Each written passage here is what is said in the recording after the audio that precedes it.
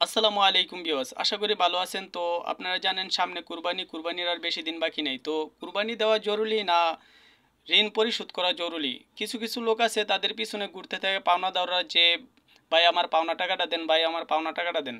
তো তাদের কাছে পাওনা টাকা চাইলে বলে যে আমার কাছে টাকা নাই। তো তারা আবার দেখা যায় কিস্তি তুল্যার লাভের উপরে টাকা লয়ে কুরবানি দেয়। তো আল্লাহ কুরবানি কাদের উপর ওয়াজিব করেছে, কতটুক সম্পদ থাকলে কুরবানি দিতে হবে।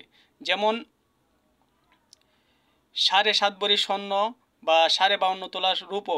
52.5 তোলা রূপার বর্তমান বাজার মূল্য 70 থেকে 80 হাজার টাকা, এবং 7.5 ভরি স্বর্ণের বাজার মূল্য বর্তমান হলে যেমন 6 থেকে 7 লাখ টাকা। এরকম এই পরিমাণ যদি সম্পদ বা টাকা আপনার কাছে জিলহজ মাসের 11, 10, 11, 12 তারিখ পর্যন্ত থাকে, তাহলে আপনার কুরবানি না দিয়ে আপনি পারবেন না, কুরবানি দিতে হবে। আর যদি এই পরিমাণ সম্পদ আপনার কাছে না থাকে, আপনি ঋণ করে মানুষের কাছ থেকে কর্জ টাকা নিয়ে, সুদের উপর টাকা নিয়ে আপনার কুরবানি দিতে হবে না। আল্লাহ আপনাকে এইভাবে কুরবানি দিতে বলে নাই।